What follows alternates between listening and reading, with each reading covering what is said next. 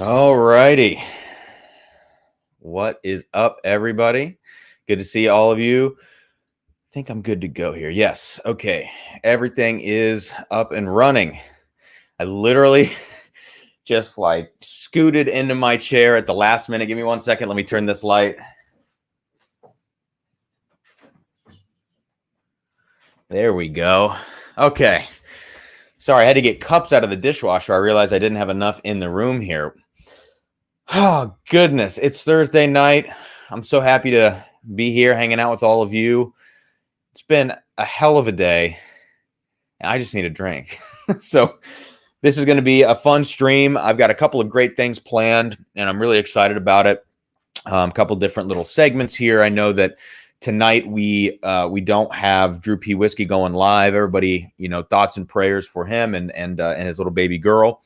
If you saw his update today, it seems like everything's going to be good, but just little hospital visit that they had to take there, and so he's not live, and obviously Rock Gut is not live. So I think I will go well into the 9 o'clock hour.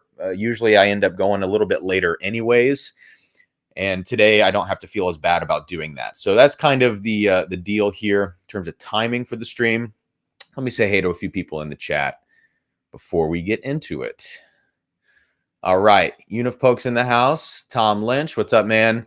Carl and Uta I saw in here. World's Top Whiskey Taster says, let's go.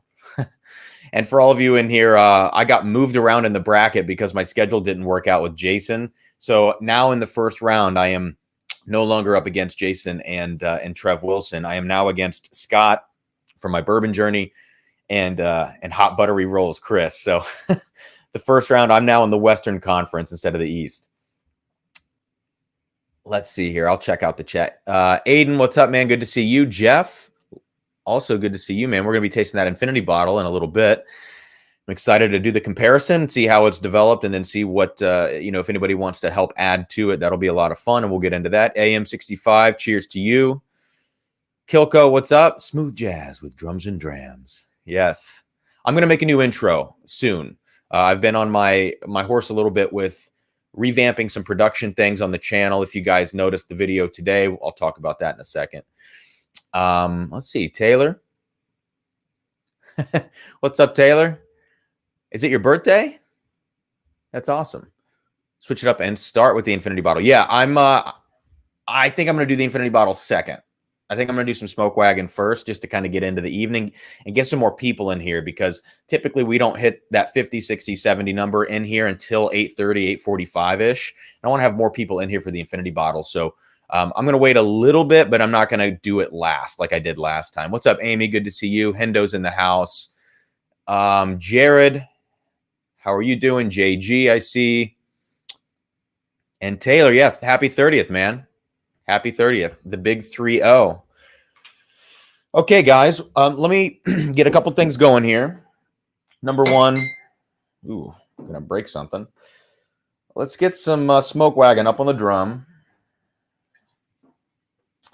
All right, so a couple of things before we get to the Smoke Wagon tasting this evening. Number one, I just put out a video of the Woodford Batch Proof in 2021.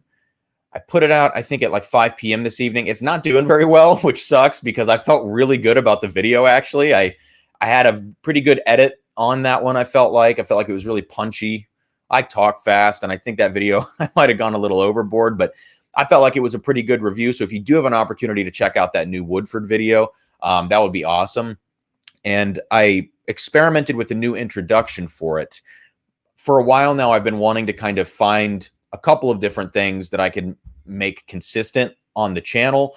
One of those is like thumbnail graphics. I still haven't locked into exactly what I want to do with thumbnails. I change it up every 2 or 3 thumbnails on my videos, with my live streams, all that kind of stuff. So I'm trying to find sort of like a brand identity, if you want to call it that, for those things. And then also on my videos, I want to have a set intro and outro for my full reviews. So that Woodford video has like the first draft of what that looks like. So, we'll see how it ends up developing. I actually took some footage and took some music from my old podcast I had a year or two ago and repurposed it. So that's where all of that comes from, if you do have a chance to check that out. So That's that. Yeah. So if you wouldn't mind, whenever you guys have a chance, check out that Woodford video. And if you've had the batch proof, let me know what you think about it.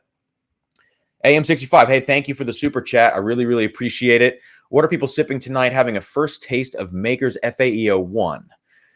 So I'm not a big Maker's person at all, but I have not had any of those wood finishing series things. I've had some private selects, which are okay, but the wood finishing stuff, RC6, SE4, PR5, I've never had any of those. And I heard the FAE is really good for people like me who typically don't like Makers.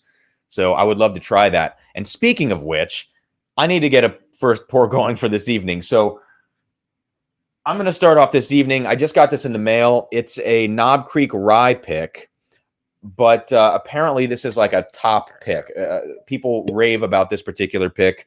It's called Prov's Knob anyways. But apparently it's a really good rye pick from Knob Creek. So I'm going to pour a little bit of this out and have my first dram of the evening before we get into some Smoke Wagon action. Let's see. I just had like 3 or 4 googly eyes fall off in my hand. This room is just nothing but googly eyes at this point. It's a wonderful intro to me, but then again, I also sing like a... That's hilarious. Let's see. Ryan is ready with Infinity 1 and 2 samples. Awesome. Yeah, I've got those right here on the drum. I'm excited to try those along with you and Jeff as well. Let's see. Aiden says, I'm going to watch it. I've been busy. Want to see your thoughts. Yeah, I actually liked it. You'll kind of see what I said in the review. What's up, Ujal? Good to see you, man. Lito, what's up? Cheers to you and cheers to everybody. First sip of the evening. Hope you guys are doing well. I'm ready for the week to be over. I've been running around like a chicken with my head cut off today.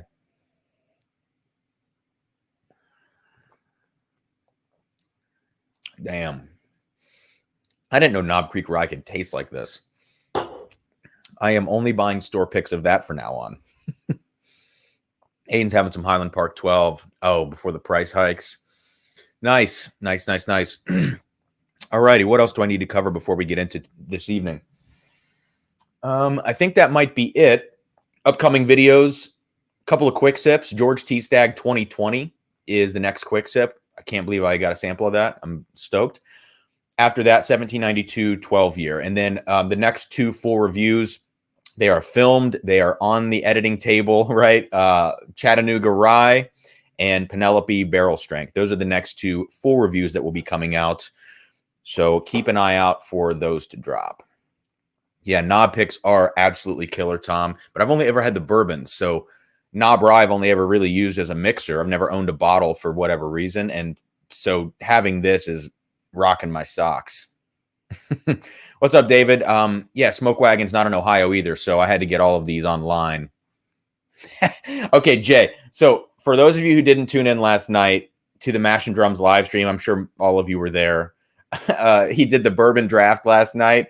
And there was about a 30 or 40 minute period there. Sarah was on her way home from hanging out with some friends. And I was like texting her during the draft.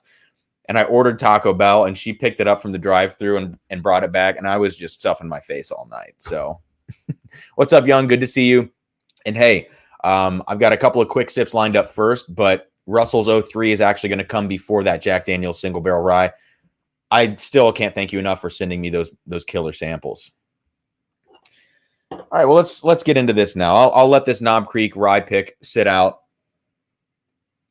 and I'm going to go through this Smoke Wagon lineup. So let me know in the chat here if you guys have had the opportunity to try this lineup. I've only had the core lineup that you see here, which is the straight bourbon, the small batch, and then the uncut unfiltered.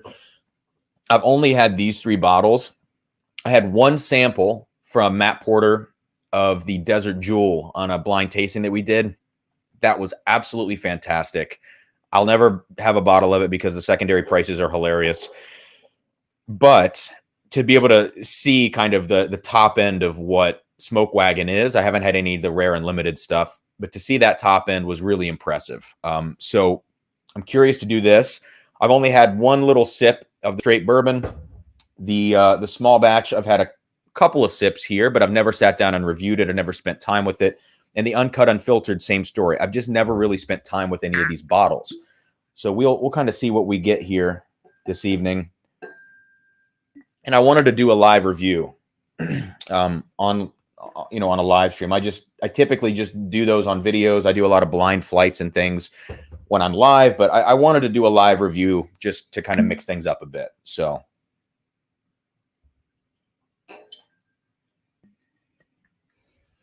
all right. Whoa. Tom, is this Drew P's pick? Did you get that already in the mail? Because I don't think Sealbox has shipped mine yet.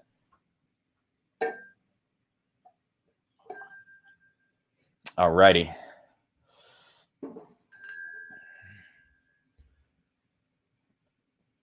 Let's see. Amy said, if you didn't see yesterday's bourbon draft live on Jason's channel, go check it out. Yeah, at one point, I can't remember if it was Chris, Hot Buttery Rolls. I was in tears. I mean, just down my face. It was so hilarious. What a great evening. What's up, Matt? Good to see you, man. I'm so sad that I can't go against Trev and Jason in the first round, but, kind of is what it is.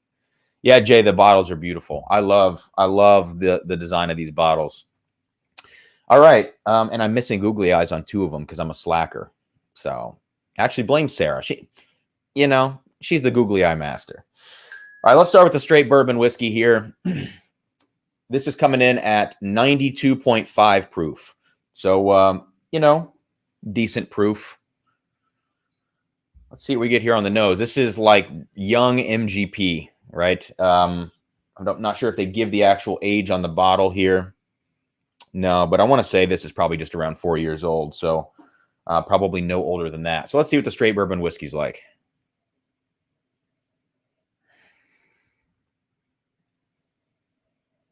Jason posted a pic of Russell 13 here in his page. I know, I saw that.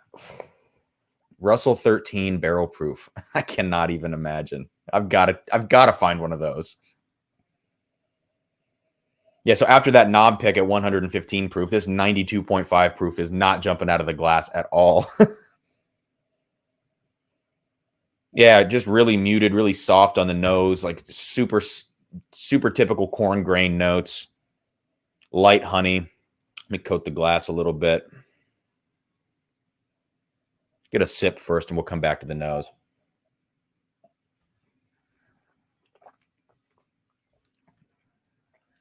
There we go. Yeah. Really sweet. Really, really sweet. Like I said, typical young corn grain notes you would expect from a young MGP product here. But there's also like some really sugary, just almost like you've sprinkled sugar on some cornflakes or something. I mean, you can just taste the sweetness here. And as an entry-level sipper, this is actually really, really nice. Yeah, some nice, slightly floral, slightly herbaceous notes, a little bit of green apple on the top, some black pepper. I mean, all the things you would expect from a young MGP product, but this one is really rounded and sweet. I think in particular because it's diluted down to 92.5 proof. I've got to imagine that's why that's the case. So thanks, Amy, for plugging the Patreon. I appreciate that. Aiden, I sent Aiden a Weller Antique. I snagged one for him the other week, and I threw some googly eyes on. I'm trying to throw googly eyes on all of the stuff I give away, although sometimes I catch myself after the fact and I've forgotten. So if I forget your googly eyes on your samples or your bottles, I apologize.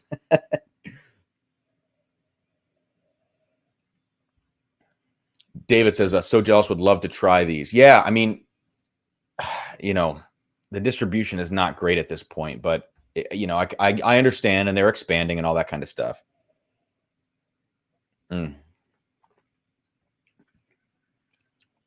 Yeah.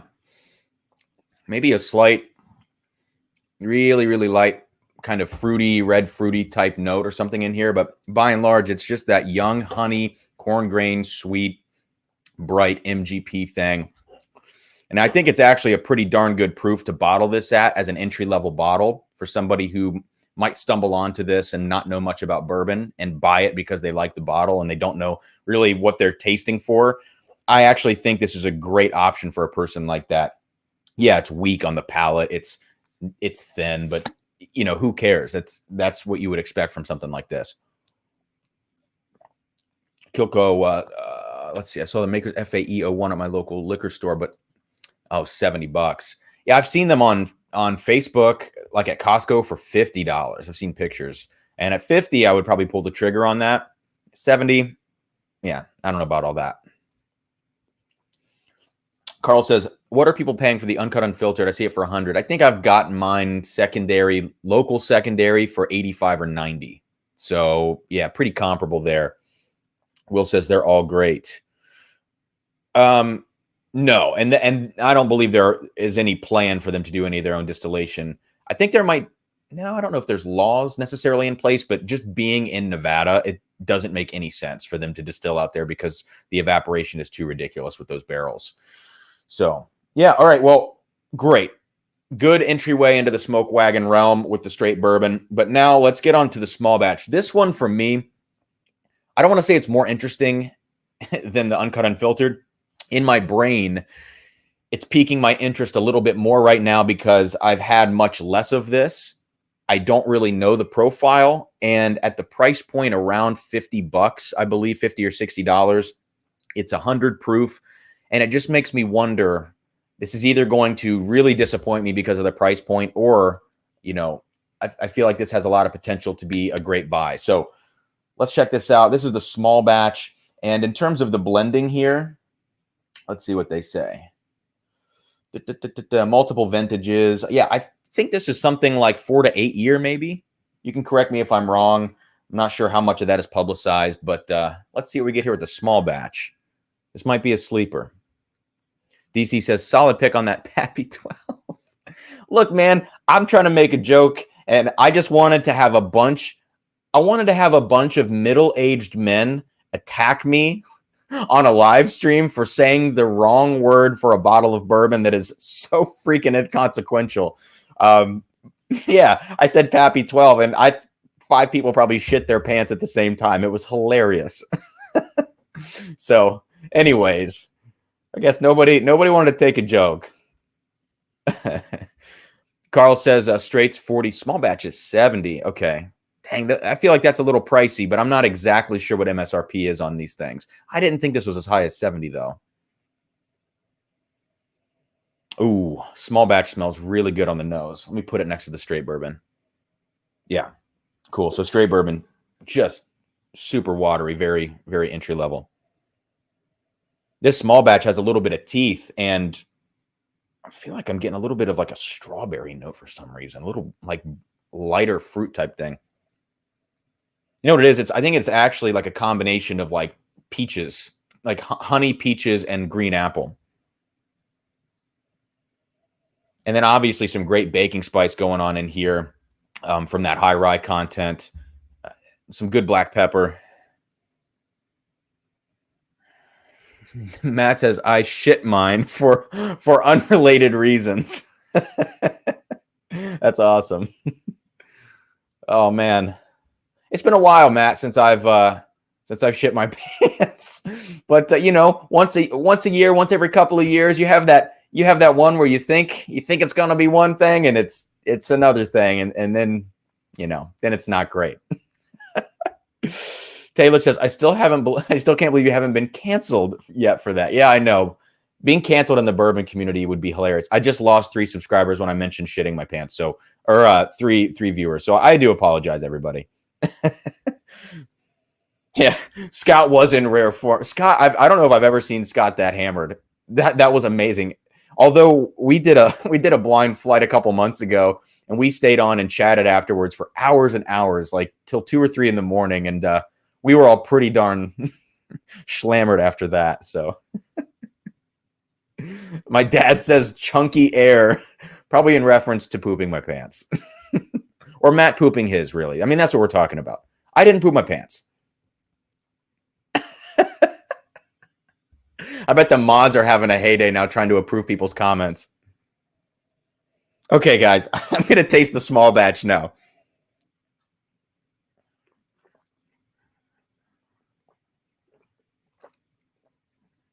Oh, wow. Oh, man.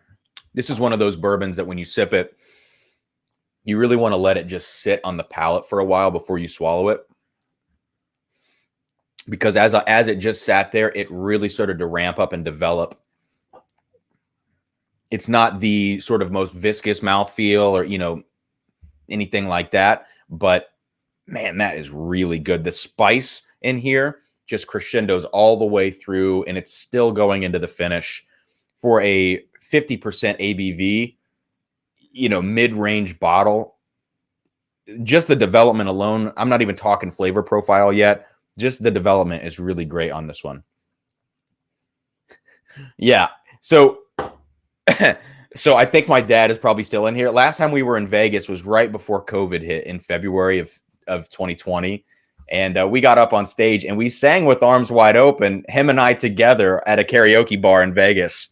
That's that's going to forever be my karaoke song. But last night I had a little emotional touch to it when Chris started singing that. Dude, he must have been smashed. He chugged a stout at the beginning of the live stream. Oh God, a fire sauce tasting note. Yeah, so this small batch on the nose, as I'm coming back to it now after my first sip, it has a little bit of like alcohol astringency going on to it, for better or worse. But it's not off-putting. You're getting some nice lighter caramel notes. It's not super heavy and rich going on here. It's maybe like some lighter, almost like cooked down brittle caramel, if you know what I'm talking about. The foundation of this bourbon is not super heavy, is what I'm trying to say. It's really based around baking spice and light caramel, which, yeah, I don't know. It's not traditional in some ways to me. It was horrible.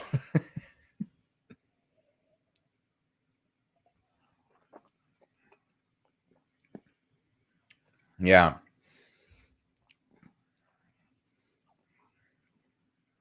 Sorry, I got to like actually focus on the finish of this one. Yeah, that's great. I mean, that small batch is really, really good. I'm going to come back to it in a second here. I would say if I had to rate that small batch out of 10, I'd give it like a 7.5 out of 10, But for me, that's a great everyday sipper. The straight bourbon is a little too watery for me. It's a little more introductory. The small batch, if I could get that at $50, that would probably turn into a daily sipper if I don't want something, quite as challenging as, let's say, an Elijah Craig barrel proof or something that heavy of a profile, That's a great one. Let's move on now to Uncut Unfiltered, and we'll see how this one does. Carl says, I can empty out a karaoke bar in no time flat. That's hilarious. Yeah, I think I just got put into a group chat with him, so I think he is still alive. Because I think he was posting in there today, from what I could tell. Okay. Is the coin embossed into the bottle or just a sticker? So it's actually like it's a wax coin that's been pressed onto the bottle. So yeah, it's legit. It's really nice. Alrighty, so I have two different batches of Uncut Unfiltered. They are really, really similar in terms of proof. So I'm just going to go with the higher proof version. This is 57.45%. And I do not have a batch number on here. This is before the batches were labeled. So 57.45. My other one is 57.3. So let's see what this is like. And then we'll do it side by side with the small batch.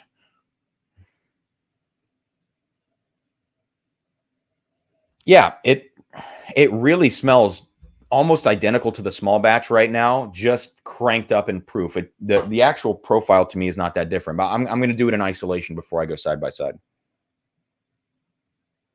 I get a little bit more cherry in this one than I did the small batch. Definitely more pepper and more baking spice here.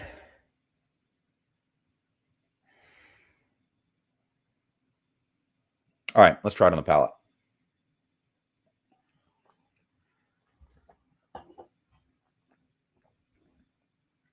Ooh, wow. Okay. That is completely different on the palate now. Oh, yeah. It smacks you in the face with black pepper and barrel char right away, where the small batch kind of hits and develops, crescendos, that kind of thing. This is like a bull in a china shop. It just comes in swinging right away, the uncut, unfiltered. Holy crap. I mean, it just punches you in the mouth. And instead of like necessarily getting more intense or whatever, it just the whole way, it just goes at you the entire way. Man, I know the bottle marketing on these is genius. It really is. David says, so if you see the smoke wagon, do you pick regular smoke wagon, do you pick it up or wait for small batch? Yeah, look, if I wasn't, I wouldn't pick up the straight bourbon, the entry level bottle. I wouldn't ever get a second bottle of that because for me, there's no reason. I would rather pay 15 or 20 more dollars and get the small batch and not sip it and go, man, why didn't I get the small batch? Like if I only had this one and then I tasted the small batch, I would be pissed at myself, So I would probably wait for the small batch unless you're just trying to build a collection, at which point maybe you want to get the straight bourbon too. But yeah, I know, me too. But I do like a little bit of a little bit of development on the palate sometimes. I feel like this uncut, unfiltered just smacks you. Oh man, I love Lost Monarch Rhine, and I drafted Lost Monarch last night on Jason's stream. Everybody laughed at me, but it was either going to be Weller 12, Lot B, or Lost Monarch, and no matter which one I chose, I was going to get a bunch of crap from them either way. I'm either going for the two Tater products, or I'm picking a $40 bottle instead of something worth $200 on secondary. So I was at a lose-lose at that point, but I'm not salty. I'm not mad. All right, let's do this side by side with the small batch.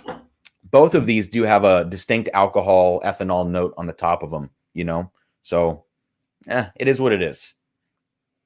This is uncut over here. And this is small batch. Oh, yeah. Yeah, small batch, compared to the uncut, super weak, and you get more of that young corn grain note in comparison. So clearly the stocks used in uncut are older stocks. We all kind of know that already. Although some rumors have been floating around that Aaron's been blending younger stuff in there. I don't know if that's true. So I'm not going to say anything about that. But either way, uncut's pretty darn good. All right, let me taste the small batch here.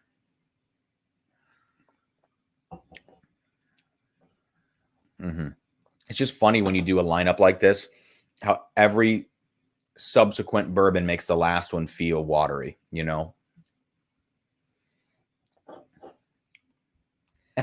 Carl, yeah, I know.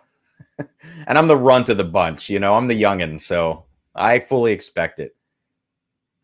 Bourbon Baller picked up an Eagle Rare 17 at MSRP today. Well, all right. I'm not going to say anything. That's awesome. Congratulations on that. I've never owned any BTAC products. So, Cheech, what's up, man? Cheers. Good to see you. Yeah, Jay, I did okay. I mean, I went for the bottles that I liked. Joseph Magnus Cigar, Lux Row 12, Discovery 3. Like, those are the bottles that if I had an endless supply, I would be content drinking those and nothing else. E.H. Taylor Single Barrel, if I'm going to go Buffalo Trace, that's pretty much where I'm going to go. It's a great middle of the road option. That's just too overcharged on secondary. But yeah, I mean, you pick Pappy 23 or whatever, like that's great, but that's actually not that great of a bourbon, in my opinion. Okay. Let's see. Kilko says, when are we starting that Whiskey Tube band? The one with at least 3 drummers and me trying to sing. I know. I'm getting there. I'm starting to think more about integrating music into Whiskey Tube, and my intro and outro on my video that I put out today is like step number 1 to getting into that. So soon it will happen. It will happen. Open that 1991 birth year Blanton's, and I'm currently straining out the cork. Still tastes awesome, but oh man, I'd be curious to see how those things taste. I've never had an older Blanton's, but yeah, I hate when the corks fall apart.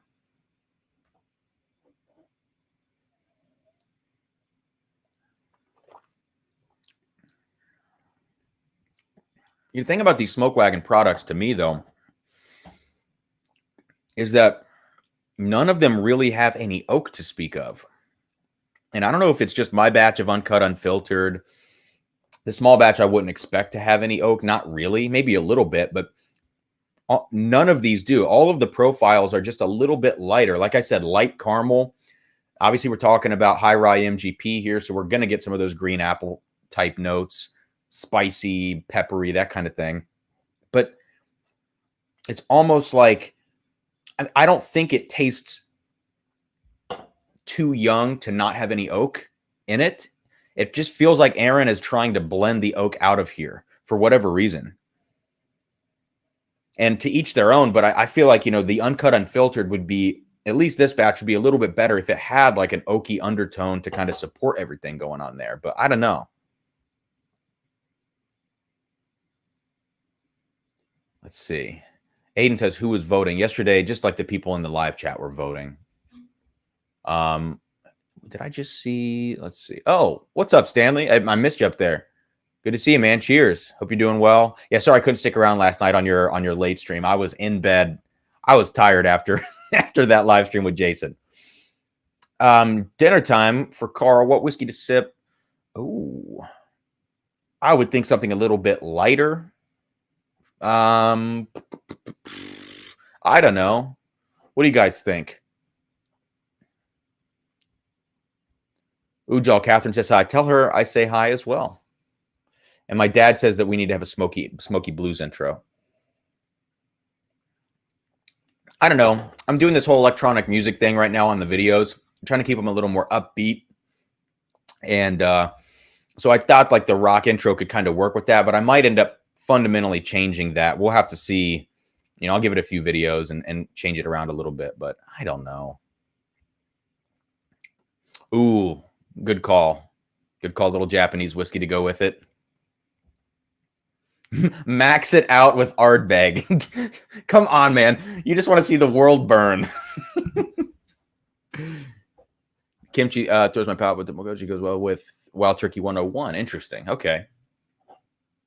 Yeah, I need to try some more Japanese whiskey, guys. I haven't had too much of that. So, all right. Well, here's the deal. The Smoke Wagon stuff, everyday sipper for me, that small batch is a great option. And like I said, it's a little lighter profile.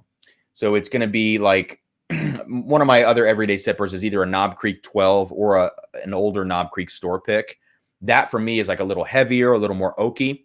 If I'm going to go to the opposite end of the spectrum, but not quite go too far and go towards Buffalo Trace honey sweetness, this small batch fits right in the middle for me. And so that's where I kind of envision that as a daily sipper. The uncut, unfiltered, I don't know that I'm a big fan of it when I think about other barrel proof products. Like I said, it lacks a little bit of depth for me, and maybe the newer batches are better. I have a pretty old batch, all things considered.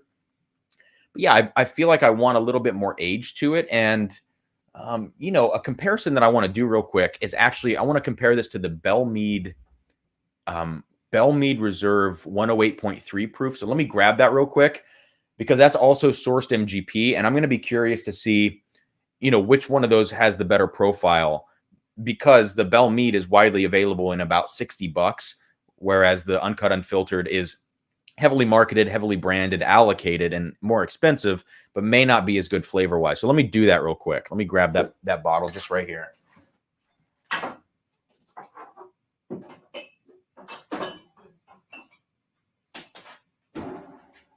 Oof. Always get scared when I knock into the drum. I feel like I'm going to knock it over. All right. So let me clear a glass here.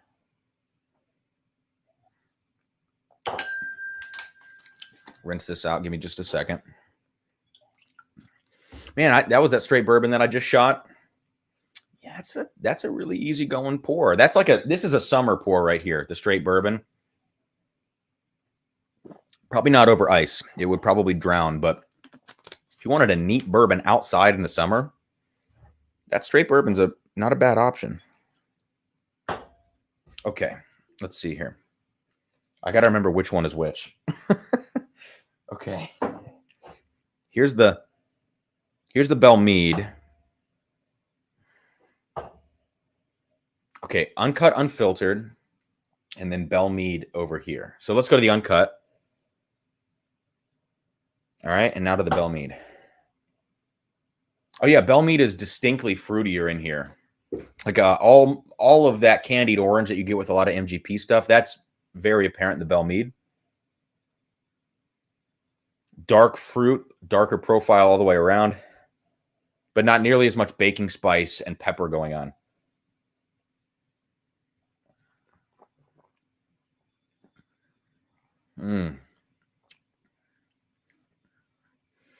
Man, that Bell Mead profile, for me, I like a little darker, a little richer, sweeter.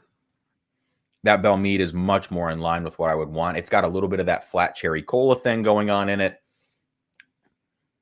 Dang. And a good oak backbone to kind of, support everything going on in there. Man, this is going to be tough putting this next to the uncut. Young says, I don't drink much. Oh, interesting. Gosh, everyone's calling out all these Japanese whiskeys that I just don't know. I need to try some. Keith doesn't like his uncut. It's a newer bottle. I agree with you. Yeah, it's lacking oak. It's lacking, just some like supporting flavor to kind of bring everything together. It feels very surface level. It's like when you're listening to music and you only have the treble turned up and a little bit of the mids and you take the bass all the way down. You don't get the whole experience. Oh, Lido. Ralphie's Glenallachie. I haven't heard anything about that. I haven't been following Scotch stuff very much. Where did you order that from? That sounds interesting. I haven't tried any Glenallachie yet, but I've obviously with Billy Walker and, all the hype surrounding it, I really want to try some of those products. Robotic, what's up, man? What is up? Good to see you. Okay. Let's do something crazy. Yeah. I think Bell Mead Reserve is doing a little bit better than the uncut unfiltered for me, especially considering the price point. So it kind of is what it is.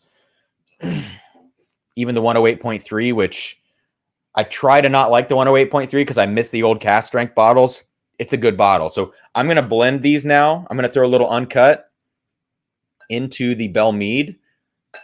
I feel like maybe this could be a good blend. Add a little bit of spiciness, a little lightness to that Bell Mead and round it out a bit. So let's see what happens with that.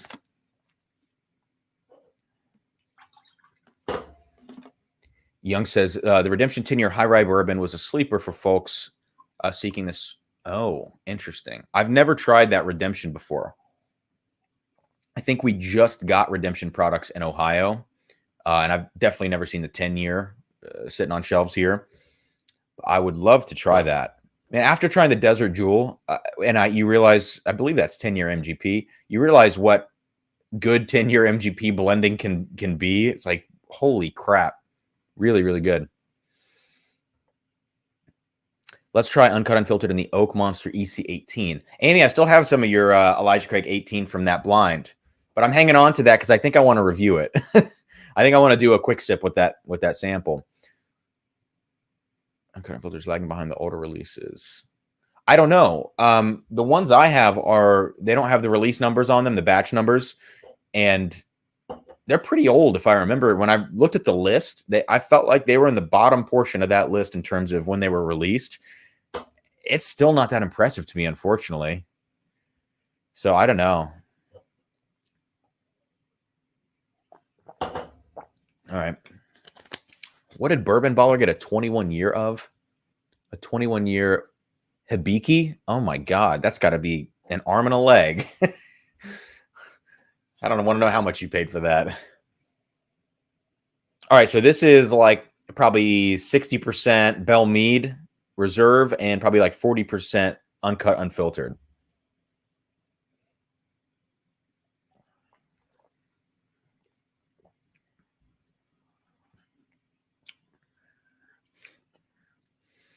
It's interesting. They kind of cancel each other out a little bit.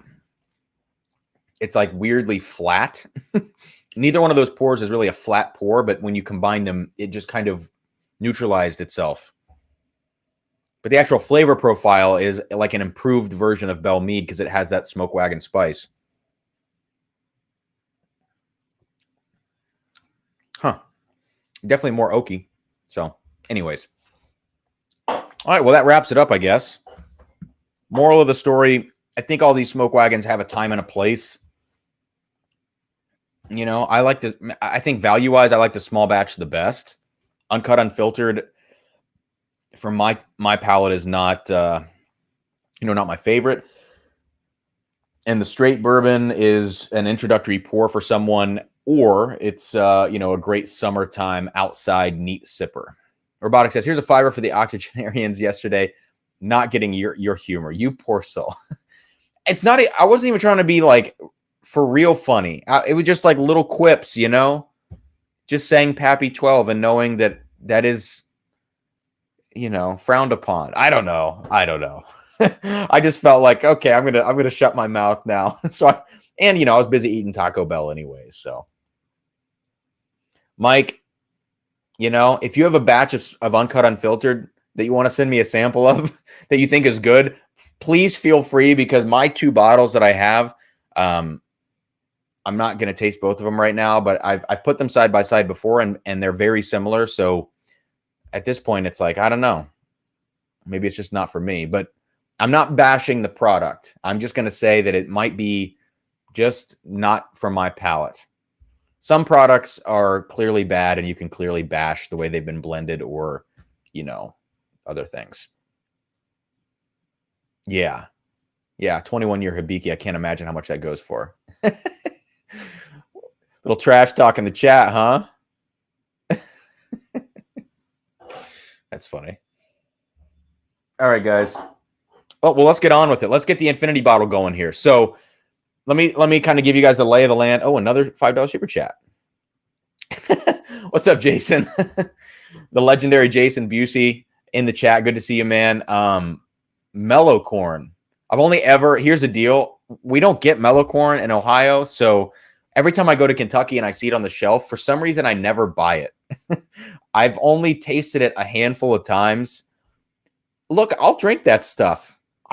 From the samples I've had, I've never sat down with it. I would drink some mellow corn from time to time if I needed to. Dang, okay. I feel like maybe I'm crazy then. I don't know. Ugh. All right. So we're going to do the infinity bottle next. For those of you who are in here, let me kind of run this down. So I started this Drums and Drams community infinity bottle thing a couple of weeks ago. And the whole idea is that you guys help me blend this infinity bottle. And the people who do send in their super chats to get their picks into the bottle are the people who are entered into a very small raffle to win samples of the infinity bottle that they helped blend, right? So this week we have to replace 7 pours in the infinity bottle, 7 ounces, which means there's going to be 7 open super chats to do that. Now, these are $10 super chats, not $5 super chats. I'm sorry. It's got to be some level of exclusivity to it because, there's a limited amount of spots, but we got to replace 7 pours. And those $10 super chats and the things that you pick don't count until that infinity bottle is on this drum. That way we can have a clear start to when the super chats are valid to get those picks in. And those of you who have done this before kind of know what I'm talking about. For the bottles that you can pick to throw in the infinity bottle, they're all from my collection. In the description of this video, there's a whiskey inventory spreadsheet on a Google Sheet. It's open to the public. You can go and see all the stuff that I have in my collection. We are only doing American whiskeys. And please don't pick my 1983 Old Granddad Bottled and Bond. A couple of those pours are off limits, but mostly, you can read between the lines and see, what would be good to go in there. And also, if you want to see what's already in the infinity bottle, there's a link in the description below with a running log of everything that's been put in there and where it sits. So what we're going to do first is I'm going to taste these 2 samples. This is a sample of the first version of the infinity bottle a few weeks ago. This is a sample of the second version that we blended on the last live stream. And this is going to show me the progression today. And then we're going to blend the remainder of the infinity bottle Like I said, we need 7 pours to go in here to replace this thing. The first version was a little rye heavy, so I'm going to be curious to try the version that we blended last week. Or 2 weeks ago, I haven't tried it yet. And we have 2 people in the chat that won these samples, the 2 that I'm going to try today, which is the fun in all of this. Ryan Robertson and Jeff Perkins are going to be tasting along with me to see how the Infinity bottle has developed. And they helped blend this most recent version. So that's kind of the dealio. Bourbon Baller says Cleveland is the equivalent to Bad Mellow Corn. Equally terrible. Thanks, Amy, for posting that. Okay. All right, guys. 39 in here. A little light this evening. Maybe I'm just really boring. That's okay. Sorry about that. I'm working on getting some guests on here soon. So that's kind of the direction I want to go. Jeff says poured and ready. Awesome. Let me grab a few new cups to get this going. All right. So version 1 of the Infinity bottle came in at 55.5875% ABV. Only have a little bit of it left here in this sample. And then version 2 is slightly under that ABV. It's about 1% less. Let's see how these things taste here. All right, so version 1 of the Infinity bottle. Here we go. Oh, yeah. That's a rye monster. There's a good amount of spice here. There's actually some good dark fruit notes and good sweetness.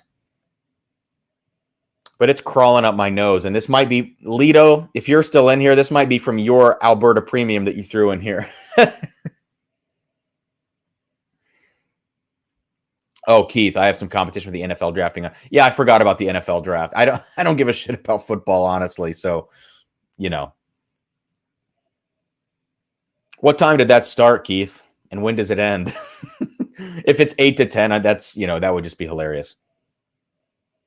Yeah, all right, let's try this first one on the palate, the first version of the Infinity bottle. Ooh, maple syrup on the palate. And heavy rye spice and grape. I do remember those notes now from the last time I tried this. Oh, Cheech says 8 to 11. Well, that sucks. There's actually a little acetone note on this one as well. Kind of funky. But a good amount of oak at the bottom. Because a lot of the stuff that went into that first version of the Infinity bottle is extremely old and oaky. Okay. I might come back to that. That maple syrup note, that's got to be from the Angel's Envy rye that Sherry Jeep threw in there. Whew. All right, version 2. Version 2, what did we add in here? I can't remember. I could pull it up, but that might take a second. Either way, you guys can read what went into version 2 if you're on that little document that we have there. Let's see. Progress journal. So after version 1, we added Stag Jr., Balcones Lineage, Master's Keep Bottled in Bond 17, Old Forester 1915, EC Toasted Barrel, EC Barrel Proof C919, Rhetoric 23, Eagle Rare, and Joseph Magnus. So hopefully those things will help round out some of these funky notes. Tom, look, man, I'll watch some Ohio State football pre-pandemic. During the pandemic, I didn't watch anything except UFC. And no, I don't. I don't have anything scarlet and gray. Super Chat's not working, huh? Yeah, totally, man.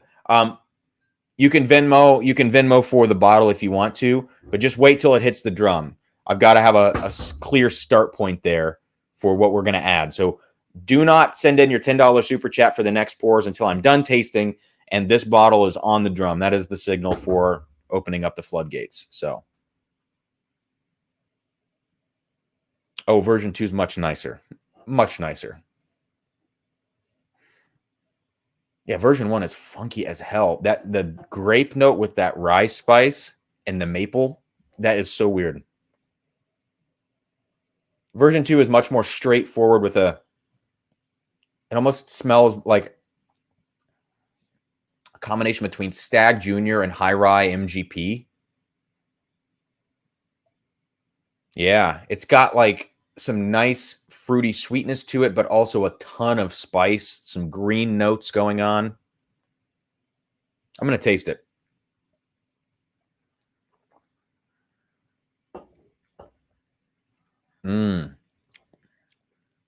Oh, wow. That's like passable as a very good bourbon. Darker, richer flavors. It's more centered around dark fruit, oak, leather, tobacco, and all of the sort of added, all of the baking spice or green rye spice is kind of sitting on the top, and it's not intruding. It's not overbearing by any means. Jeff, you said you're digging it. Dude, me too. Like, I'm honestly shocked at this second blend. This is pretty darn good. You said it feels like, more tobacco and a longer finish. I would agree with both of those things. Yeah. Guy says, Cam, I've been hearing a lot about Smoke Wagon, but I've not seen it here in the whiskey desert known as. Oh, you're in central Indiana. No way. I'm out there every once in a while, especially when work starts to come back, when COVID's on the downward trajectory at this point. And when we're back to normal, I'm out in central Indiana quite often, actually. So maybe at some point we could link up and have a pour. But yeah, I don't think that I've seen it in Indiana when I've gone out and hunted there. So I would assume that the distribution just hasn't made it this far yet. And it's definitely not in Ohio. Also, Carl, I agree. Ryan says, wow, yeah, this is great. This is a great blend here. On the nose, get a little bit of that sort of the Smoke Wagon uncut, unfiltered, like brittle caramel type notes that go along with the spices, the baking spices. Wow.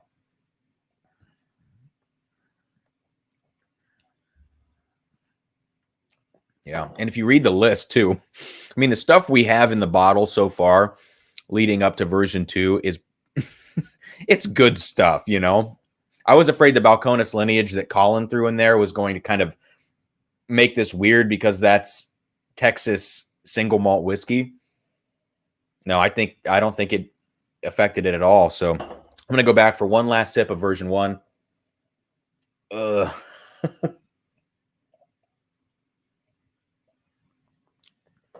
Ooh. Version 1's weird. Ryan, I agree. It definitely has that Stag Junior note. And there's a little more Stag Junior in here than anything else, I think. A couple of people have chosen to put Stag Junior in there. Oh, really, Tom? I didn't know that. I didn't know that you weren't a big football person. I mean, my family, we're Steelers fans.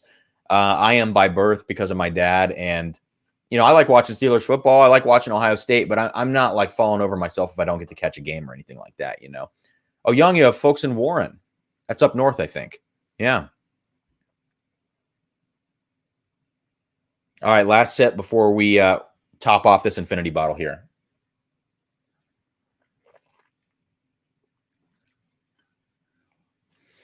All right, so where the infinity bottle is now, like I said, very dark fruit heavy, oaky, tobacco, leather, oak. I said oak twice. And the spice is just sort of an afterthought or sort of integrated into the mix. So I don't think this is necessarily leaning too heavily in one area or another. If anything, we could throw in a couple of, I would be careful, but throwing in something that's going to help boost its profile right now in terms of proof and dark fruit, but also maybe one or two things that have a little bit of rye in them that can kind of add an extra little kick to this so that we can have a little more spice on the palate.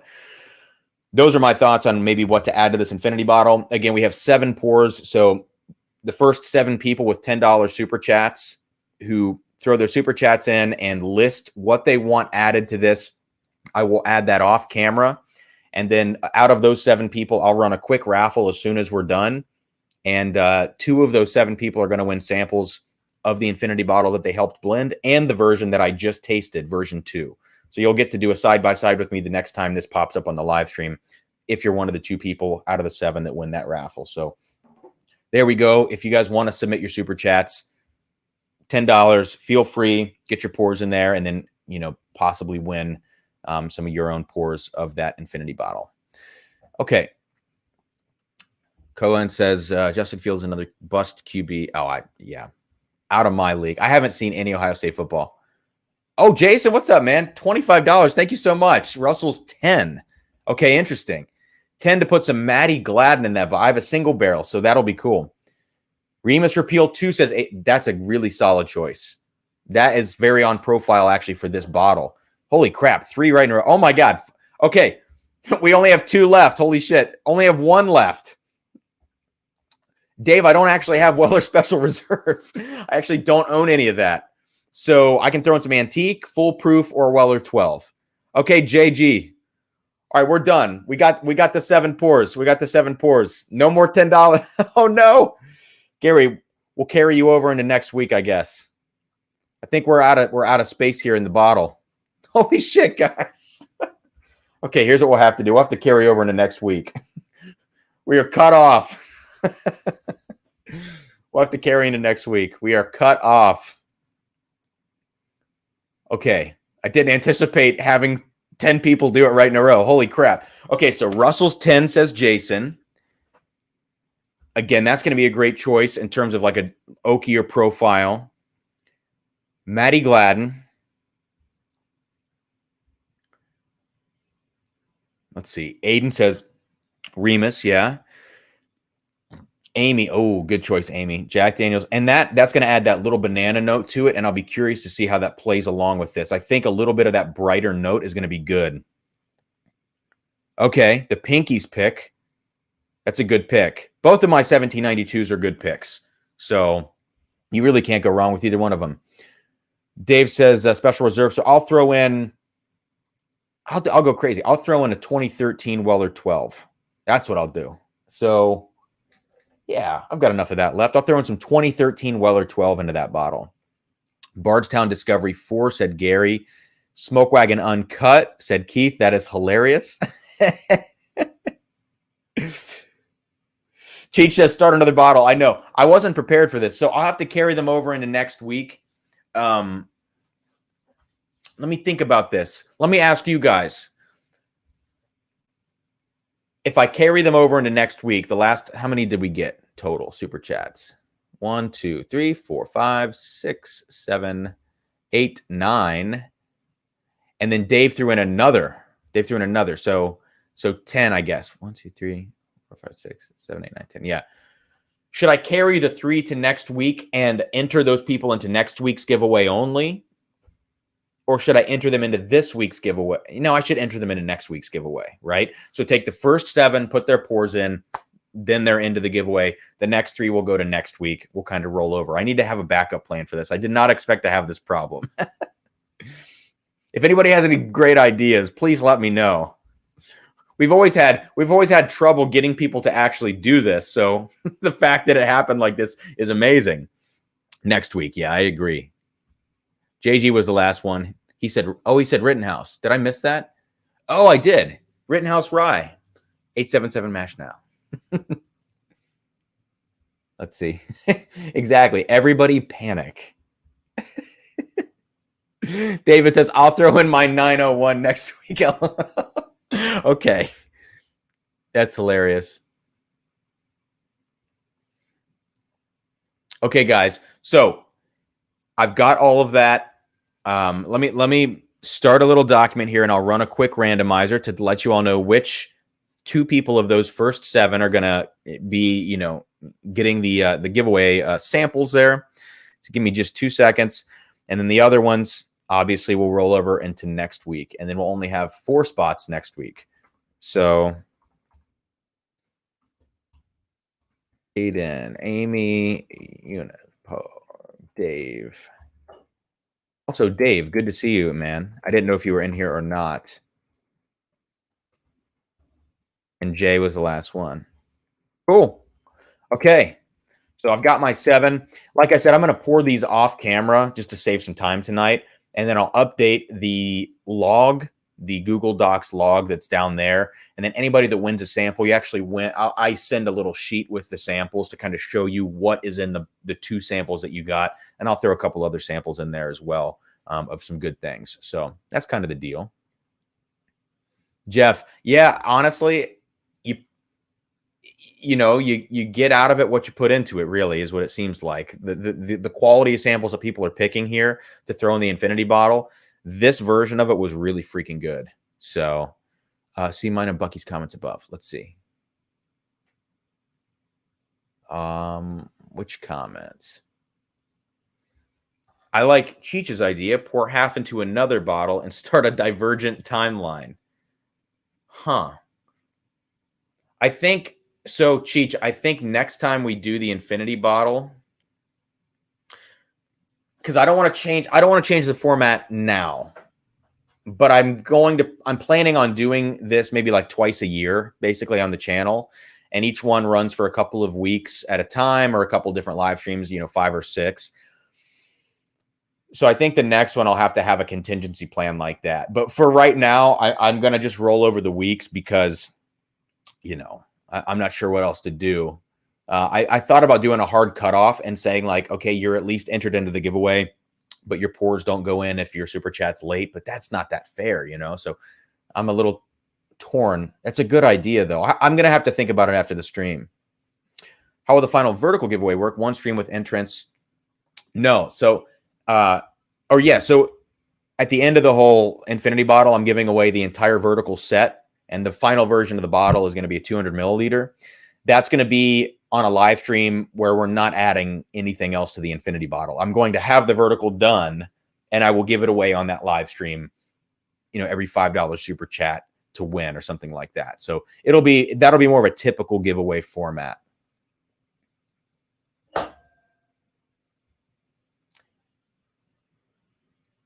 Yeah. I'm going to think about this. Then with the second bottle, start adding back in the original pours. With the second bottle, start adding back in the original pours, but in reverse. Oh, God, I don't even know. Get a larger bottle. Well, at some point, there's always going to be a limit to how much I can put in the bottle, No, please, shameless plug. If you guys haven't followed Whiskey Encore, Cheech's channel, go follow it.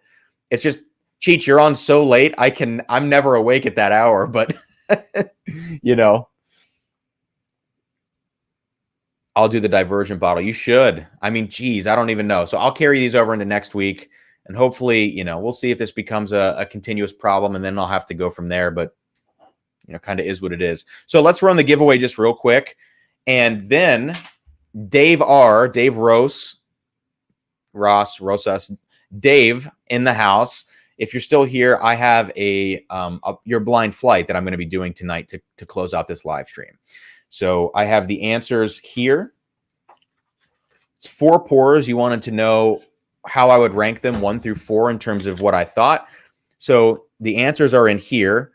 And my fiance opened the answers and she wrote them on these note cards here. I will cover this up. She wrote them on these note cards, A, B, C, and D, so I can show you guys what I'm tasting. That way it'll be a little more interesting for those people watching. So we're going to close the stream out after I run this giveaway. It's only late if you're not in California, Hawaii, or Australia. Yeah, exactly. Just get a gallon growler for the infinity. Well, that's the thing. The problem is with the infinity bottle, it's actually good to take out. We take 25% of the infinity bottle out every time we remake it. That's actually a good number because if we didn't take that out, that first version of the bottle was pretty damn bad. And if all that remained in the bottle and their proportions and we just added on to it, I don't think that would be a good recipe. You know what I mean? Like you want to get some of that out of there to replace it. Okay, let's run this randomizer. I've got the first 7 listed out here. And let me add the last 3 just to be sure. Gary, Keith, and Dave. Cool. So those will be for next week. I've got those written down. Okay. Hey, Siri. Hey, Siri. What the hell, Siri? Hey, Siri. Pick a number between 1 and 7. A random number between 1 and 7 is 1. All right, number 1. First one to get it in was Jason Busey. So, Jason, I'm going to get you a sample of the current Infinity bottle and the previous Infinity bottle, the version that it is now. So that's awesome. So Jason Busey is winner number 1. Jason, if you wouldn't mind just sending me a quick email at drumsanddrams@gmail.com with your address. I'll send that along, and I can send some other samples as well. We can talk about that. So you get those 2 and a couple other bonus samples. Let's do this one more time. Hey, Siri. Oh, my God. Hey, Siri. Pick a number between 1 and 7. A random number between 1 and 7 is 3. Okay, 3 was Aiden. I believe. Let me make sure. Let me confirm. 1, 2, 3. Aiden Craig, number 3. So, Aiden, congratulations, man. You're also going to get some samples, and I've got your information. So, I will just get those out to you. We'll talk about samples, some things that you might want to try. 2 or 3 samples. We'll kind of figure it out depending on, what we're talking about. But, yeah, congrats, Jason and Aiden. You guys win the Infinity Bottle samples. That is awesome. So, I'll get that out by Monday at the absolute latest. And it usually 2 or 3 days getting to wherever it needs to go. So awesome. Yes, congrats and congrats. Good stuff, guys. Good stuff. And the other 3 are going to be entered into next week, and we'll have 4 pours available for next week's Infinity Bottle. So that's the way it's going to work. Awesome. So let's do a little blind flight, and then we'll close out the stream. I am going to do the blind tonight. Young, yes. So I'm going to do that right now. I'm going to have to get up and grab these other 2 glasses over here. I've got glasses everywhere in this room. Give me 2 seconds.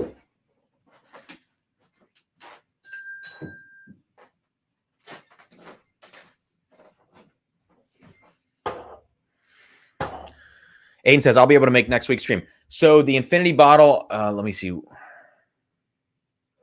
Yeah, it actually might be on next week's stream. I'll have to see. I don't like to do it 2 weeks in a row, but I might do it next week. We'll see, because the following week on May, what is that going to be? 13th, I think.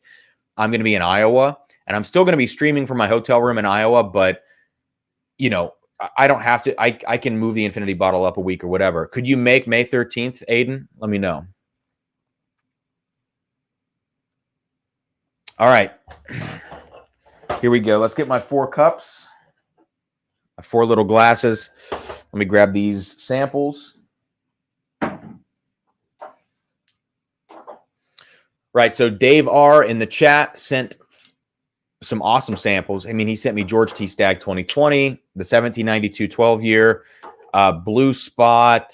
I don't even know what else. A bunch of really good stuff. It got here today, and then he also sent this blind, and he asked me to rate this blind from favorite to least favorite. Like I said, I've got all of those answers on these cards here that I'll show you along the way, like I always do with blinds. You'll know what I'm sipping. I'm going to try to guess like proof and distillery and age along the way. I'm not going to like kill myself over it or anything like that. But, it's good practice for the ADHD whiskey tournament that's coming up here. I'm going to be on next Friday up against Scott from My Bourbon Journey and Chris from Hot Buttery Rolls. So in terms of, uncut, unfiltered is the best. Yes. But in terms of value and what I would pick, I would actually go small batch, because uncut, unfiltered in that price range, thinking about an unfiltered cask strength product, doesn't do as well with my palate as some other comparable things at lower prices. So unfortunately, I would say small batch, although I totally respect and understand why somebody would want uncut, unfiltered. Even at $100 a bottle, I get it. It's just not my cup of tea. So small batch, knowing that it's more of like a daily sipper type option for me. Yeah, Aiden, we'll chat, and I'll be curious to see if you're available then, because I'm pretty flexible on that. But I really want the people who get the samples to be able to be there and taste along with me, because I think it's pretty cool to be able to do it that way.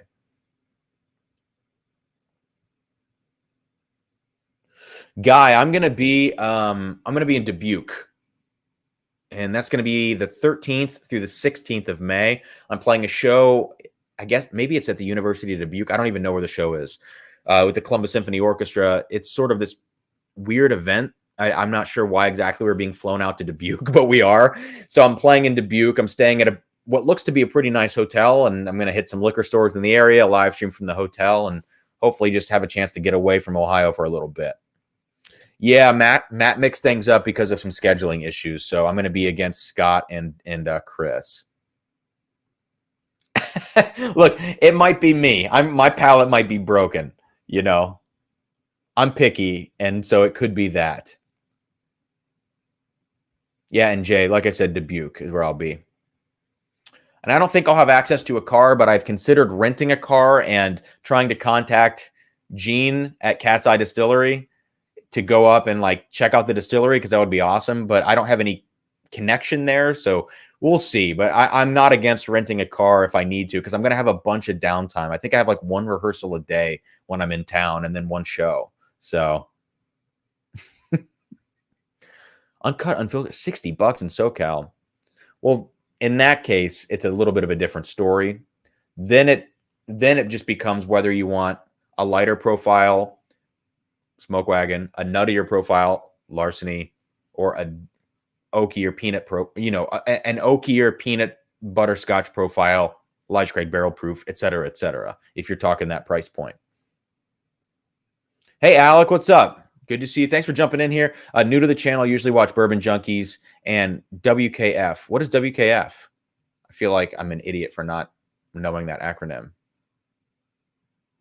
Yeah, I don't think I know that acronym. But anyways, at least Bourbon Junkies, great channel. Those are awesome guys. Maybe if you get to Indy, we can.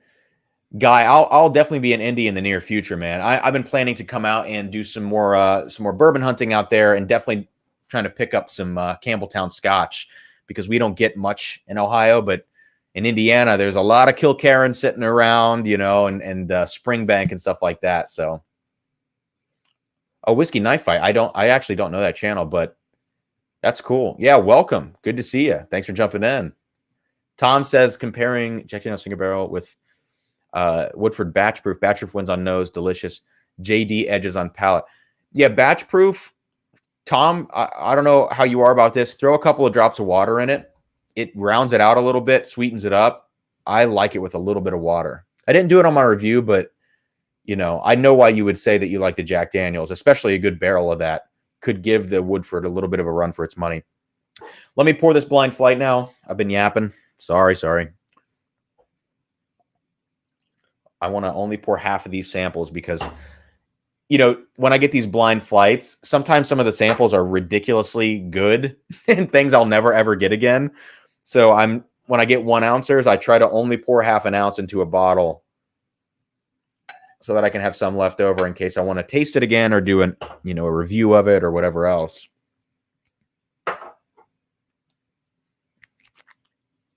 Yeah, Aiden, you're absolutely right. The problem is that Woodford Batch Proof is twice the price.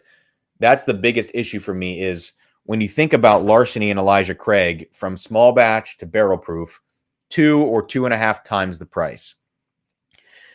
And Woodford to the batch proof is over 4 times the price, or just about 4 times the price. So the markup doesn't make a lot of sense. It's obviously just marketing and just trying to really push on us that it's a premium product, which I understand. But dang, I mean, it's not worth that markup. And the problem is too, that the secondary market is even higher at 180 right now, which sucks. Nate, so some older members of the Columbus Symphony Orchestra who have gone to Dubuque every 3 or 4 years on this same trip, we have some sort of connection with them. They all say there's this one liquor store across the river. You got to go over there. And I believe it's Family Beer and Liquor. So that's the place I'm planning on going. My neighbors pretend to be Scotch fingers, and that's why so much on shelves. I'm a bourbon guy, period. Yeah, the good thing about Scotch is that all of the hard to find stuff, by and large, sits on the shelves, which is awesome because the pricing is appropriate. So you do have to pay an arm and a leg, but it's there and it's waiting for you, Ooh, Alex says, just subbed. I cannot decide between Plantation 5-year or I also love Woodford Reserve Double Oak. See, I don't know anything about rums, Alec. I'm going to be honest with you. I've been trying more and more Foursquare rum recently from different blinds that have been sent in and sample packs from people. I'm starting to appreciate it. It's going to take a long time, but I'll get there. But I haven't had any of those. But Woodford Double Oaked, of course, is a great choice, especially for a sweet, drinkable bourbon, you know. I have a store pick that's a little off, but that's okay. Well, Woodford 24. Oh, wow. See, in Ohio, I think it's like 30 in Ohio if I'm correct. So I think a little over 4 times as much. And Robotic says his Smoke Wagon is Twizzler strawberries cream on the nose. Holy shit. That sounds good. I would love that. That is not mine. All righty. Let's clear off the drum and make some space.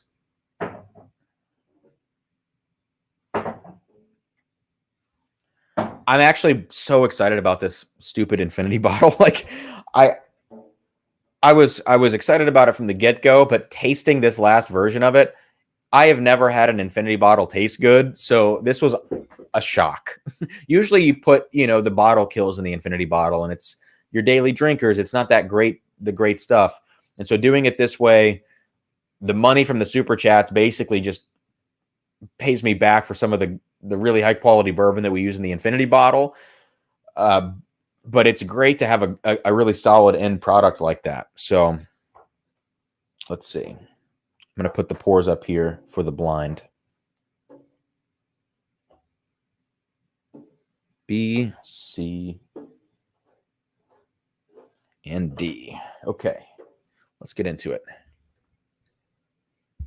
When you really work on them. Yeah, that's true. I'm going to try some more blending stuff, I think, coming up. Like, what I would like to do is sit down and really blend 3 or 4 great blends, I guess, and then send those out to a couple of channels and just have them taste them. I would love to try to kind of put my hat in that, that realm of things. Ooh, Woodford in a fireplace. Yeah, that sounds like a nice evening. Whiskey Encore. Cheech is 13 subs away from 200. We got 51 in here. I'm sure 13 of those haven't subbed. Head on over to Whiskey Encore real quick. Give Cheech a sub. That would be awesome. And please, if you haven't liked this video, drop a like here as well. That would be awesome. Let me see how we're doing on that. Yeah, okay. We're pretty good. 53 likes, it looks like.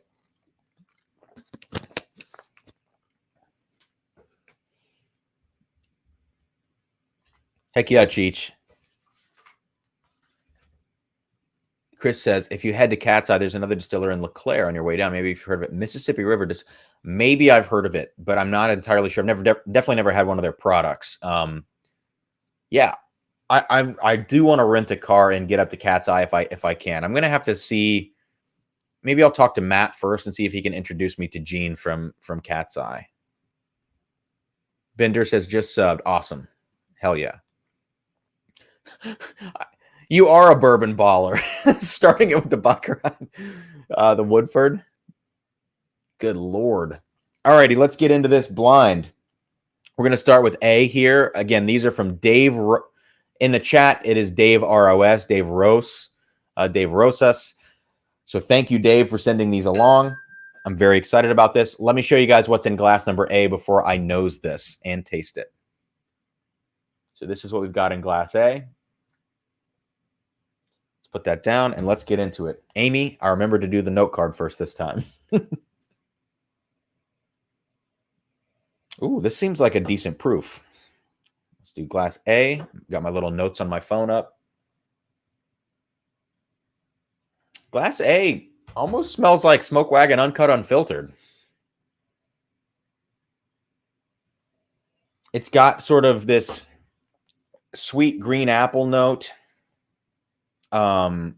Baking spices galore, that kind of lighter caramel, rye spice, not super oaky. Yeah, I'm going to write all this down. Not super oaky, and the proof seems pretty high. It's crawling up my nose. All these non-creek picks in SoCal are Fred No picks and not picked by the stores, and I'm tempted. Oh, definitely. What age are those if they're in SoCal? I mean, heck, buy me a couple. Geez, if they're over 12 years old, buy me a couple. Shoot, I'll pay you. Stanley says, I'll try a blend from you. How about a blend of... I think that's called Glendronach 12, Stanley. Of all the bottles folks have reviewed lately, the Obtainium port finish, I'm also interested in that. I have the Haystack Needle port finish back there and the Cabernet finish, a couple samples sent in that I am going from Drew Farron that I'm going to review very soon. Excited about that. Got the bourbon belches every week, every freaking week. All right, let's try this on the palate.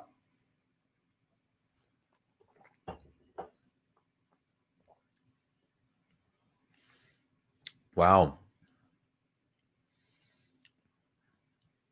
There's almost like some grape in that. Wow, that's really good. Just in terms of mouthfeel and viscosity, slight peanut note. Good mouthfeel, development. Yeah, I'd say proof on this would have to be 115.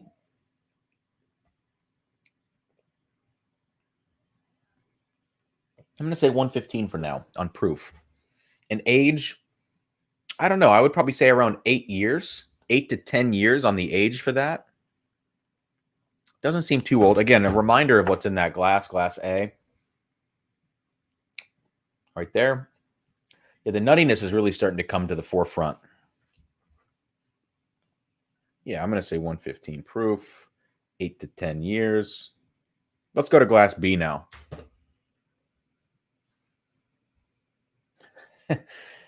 So, guys, honestly, Glendronach 12, I don't like it that much. Like when you get to the 15, it is a completely different story. You know, it just tastes fundamentally different to me. The 12, I can't remember what the casking is on that. Is that sherry and ex-bourbon? See, typically for me, if you get a double cask that's sherry and ex-bourbon, I don't like it as much as just a straight up Oloroso or a blend of Oloroso and PX. So I don't know. Like Macallan double cask for me is kind of gross. I like the Balvenie double cask more, but the Macallan Sherry Oak straight up, I actually enjoyed that.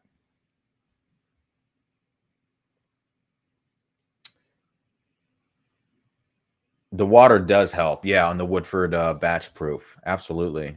There's a Fred No pick in Iowa, 9.5. So, I mean, some of those young picks are actually good. For me, I don't like a lot of peanut. So if I can try a pick first, if it's a younger pick, typically there's more peanut in there. But sometimes, depending on the barrel, you know, a lot of those younger picks won't have the peanut note. Glendro 18 is amazing car. I'm going to drive to Indiana because there's a store out there that had some 2017 bottlings, which for me is better at 22 years old, is better than the 24-year-old bottlings of 2019. I think the casks were better that they had in that batch. So I'm going to go back out to that store and see if they've still got it. I've never had Highland Park 12, Aiden. For whatever reason, I've had no Highland Park. I don't know why.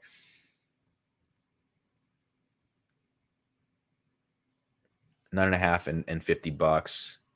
Yeah, I know 12 and 15 aren't happening. I mean, they are happening very sparingly from what I've heard, but that's probably going to go to private groups and different things like that.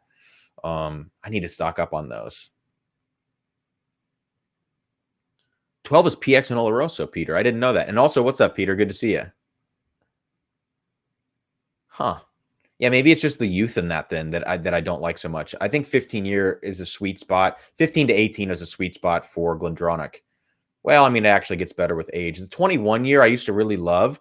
I prefer the 18 now to the 21. The 21 is a little bit too earthy for me, and mine is kind of funky. It's a 24-year Parliament, to be fair, but I don't know. Stanley, the revivals are incredible, straight up. And mine is a 15-year through and through. It's not one of the older stocked bottlings, and it's really good. So, all right. What am I smelling? Let's go to glass B now. I'm gonna break a glass one of these days. Let's go to glass B. Here's the note card for what's in the glass. All right. So let's get into this on the nose and see what we get. Ooh, really sweet. Really, really sweet. Yeah, maple syrup on the nose. Maple syrup and delicious baking spices, a little lower proof than Glass A. Baking spice, lower than Glass A. I'm just writing these down. Wow. Oh, Peter said my Glendronach 15 is 20 years. Damn. I bet that's good. I have a 24-year Parliament, a 22-year Allardyce, and a 24-year Allardyce. And the 22-year Allardyce is the sweet spot for me.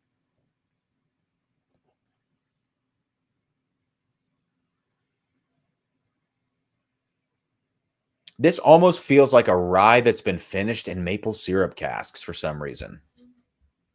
At least on the nose. But I don't know. Maybe there's not enough rye spice in here for this to be a rye. No, Tom. So the sender of this flight is Dave R. Tag him here. Dave R. sent this flight in. It just got here today.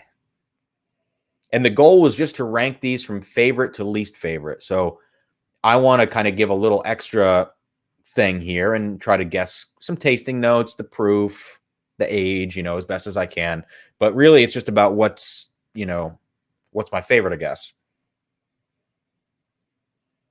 It's very sweet.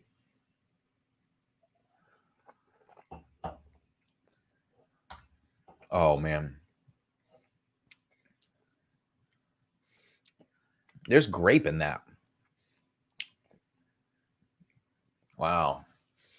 Yeah, there's this maple syrup note, this grape. It's very breakfasty, It's reminding me of pancakes with maple syrup on them, and then eating toast with grape jelly. And some chocolate too. It's almost like a little Nutella action in here. I really like that.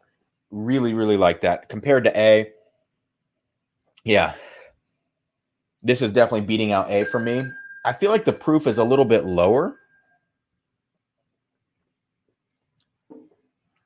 I'd put this proof at like 98. I don't know. Let's say that. Really sweet. Wow. I like that a lot. All right, let's go to Glass C now. Tim, cheers to you, man. I don't know if did you just get here? I'm not sure. If you did, thanks for jumping in. Oh, happy early birthday. When is your birthday, Tim?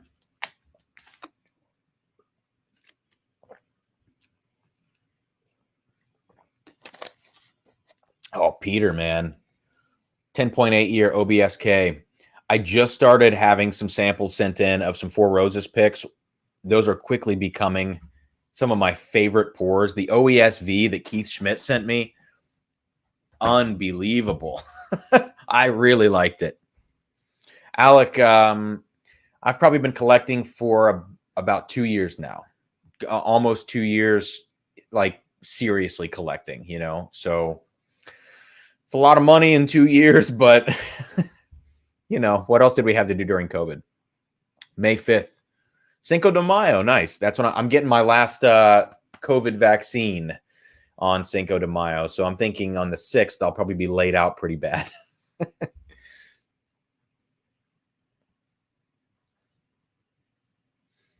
All right, let's get into Glass C now. Let me show you guys what's in Glass C. Here we go. All right. And Glass B was freaking good. Ooh, this is rye heavy. This has got to be a rye whiskey. Got some spearmint action. Oh, yeah, spearmint bubblegum all day. What is it? Wintergreen? Is that the spearmint gum? Do they have a spearmint wintergreen? Oh, man. but it's got a ton of really rich caramel. You can tell that this is like, you can tell that this is a legit, this is like a Kentucky Owl Rye is what this is reminding me of. You can tell this has some quality in here. Yeah. Oh, yeah. It's like up front, if you just smelled it one time, you'd go, it's kind of like toothpaste. Second, third smell, great. Let's try it on the palate. Man, I'm getting some extra fruitiness. All right.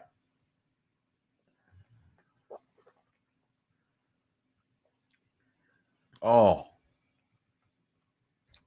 the mint and the dark fruit kind of weaving in and out of each other here. Damn. Oh, Aiden. Yeah, I've heard the people that had it, the first shot really kills them. My first shot did me in a little bit in a couple of different ways. Like it felt like it came in different small waves or something, but I don't know. I'm also like a hypochondriac when it comes to my health. So it's not great. Damn, this is an incredible rye whiskey. It's got that Kentucky Owl vibe to me. Yeah. Sheesh. It really tastes a lot like Keith sent me a sample of Kentucky Owl Batch 3. That really tastes like that sample that Keith sent me. Yeah. I don't even need to take notes on that. I'll remember that. Let's go to Glass D. I don't know, I don't know let's see, what would I say for proof on this?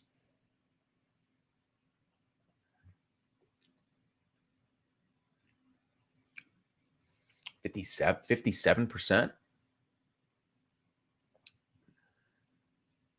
Maybe.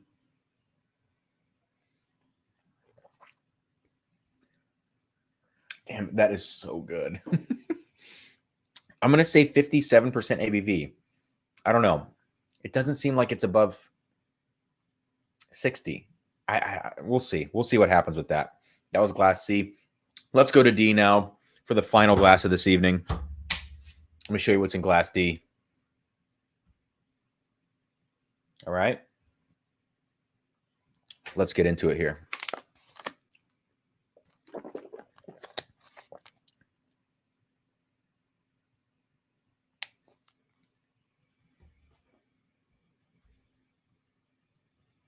I'm trying to catch up on the chat here and see what's going on. Peter's daughter's birthday is May 5th, so happy birthday.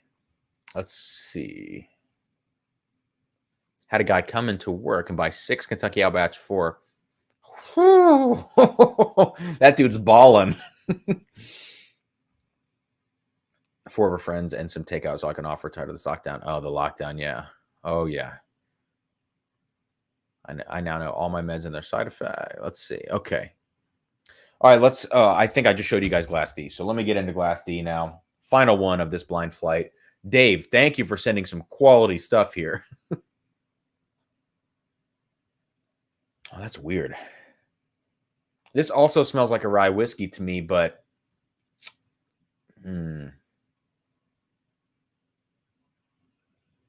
interesting. That is kind of hard to pinpoint.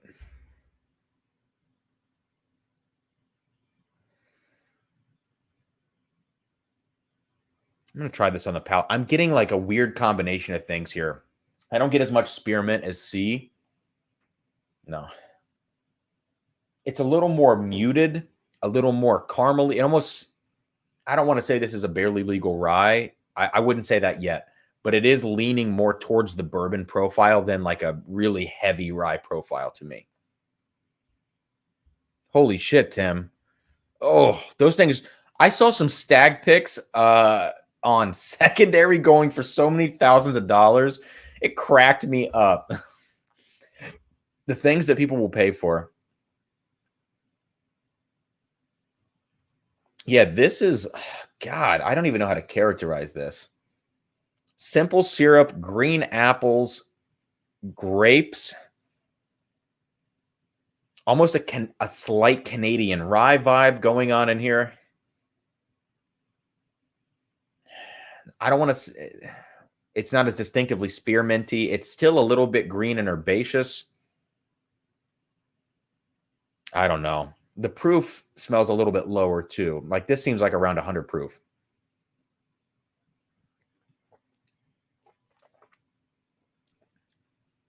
Well, on the palate, it could be slightly high. It could be like 105. The finish kind of dies away quick. Man, I like this a lot. A little soapy. It's so I just reviewed Chattanooga Rye 99. I haven't put the video out yet. And that particular rye has a little bit of an IPA feel, like the IPA of whiskeys. A lot of people love Chattanooga 99 rye, but I'm a little bit wishy-washy on it because it has this soapy bitterness to me. And I think in my review, I said something about like, it's like cilantro. You either love it or it tastes like soap. And I think the Chattanooga rye is like that. For me, it's a little bit soapy and bitter and weird. This has a little bit of that soapiness to it, which I think typically comes from malted rye, from my experience. Keith, you gave me some Hill Rock malted rye samples. That malted rye was weird. It had that soapy thing to it. This just has a slight bit of that.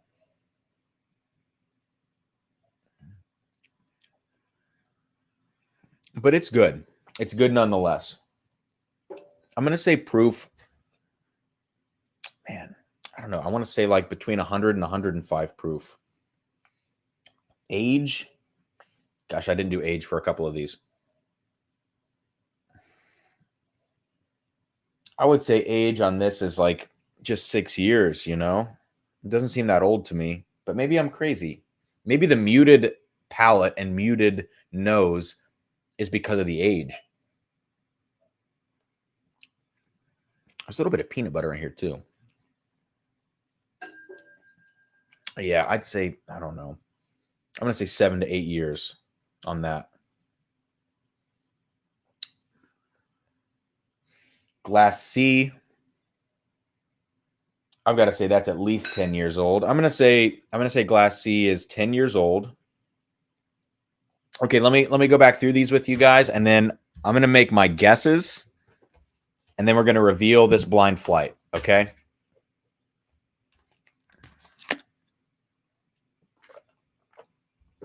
All right, let me check in on the chat. Tim, I cannot agree with you more. I love the port finish. You got to love wine finish bourbon or whiskey, but that stuff is really good. Let's see. Got a horsey today from Total Wine. Can't wait to meme it up. That's funny.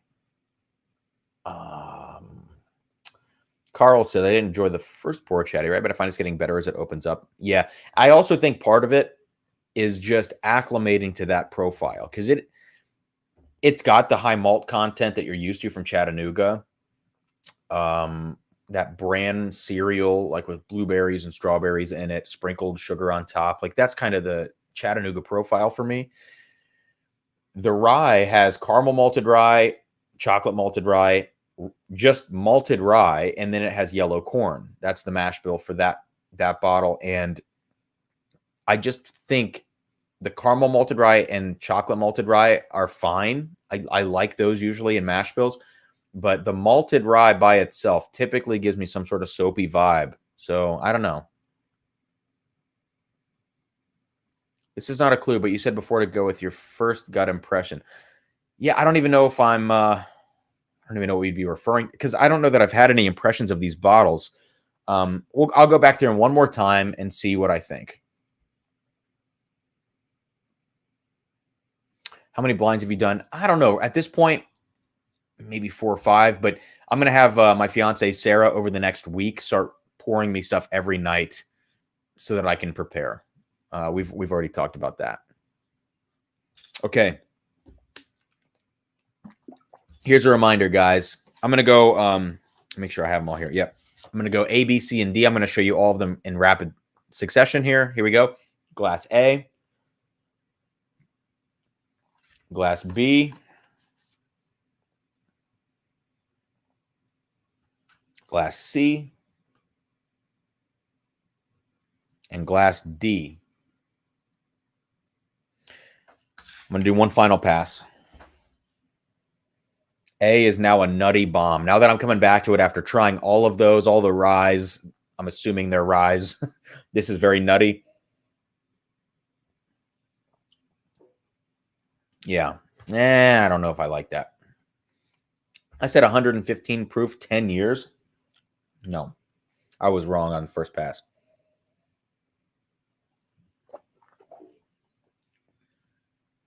Well, it could be like a Booker's almost. It's definitely not 10 years old. That's like 6 to 7 years old. I said 115 proof. I'll go with my first impression. All right, B, just as Jay said. Glass B, this had that weird maple syrup, very sweet vibe, lower proof, kind of breakfasty.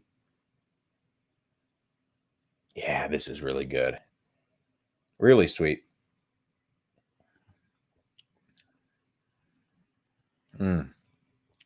That first one,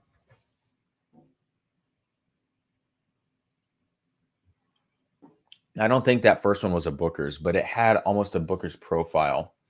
I'm going to say the first one was just for shits and giggles, I'm going to say it was a Baker's. All right. I'll say that's a Baker's. I don't know. Glass B.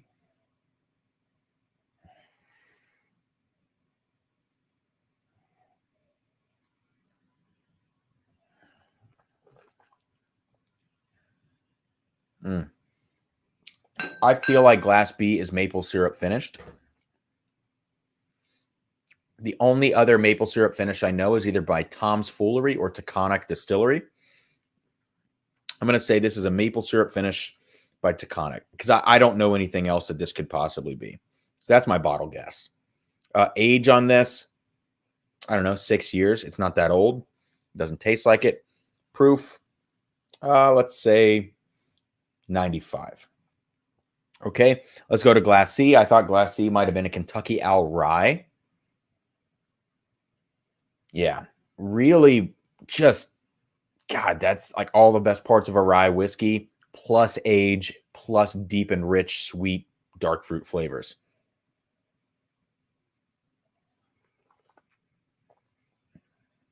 Yeah. I'm going to stand by. 10 years. I said 57%. I'm going to stick by that too. Glass D. Last pour.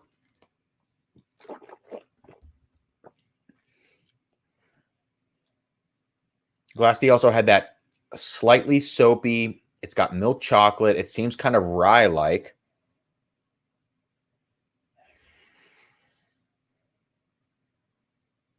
Damn, I don't know what this would be. The milk chocolate is way more apparent now that I'm coming back to it.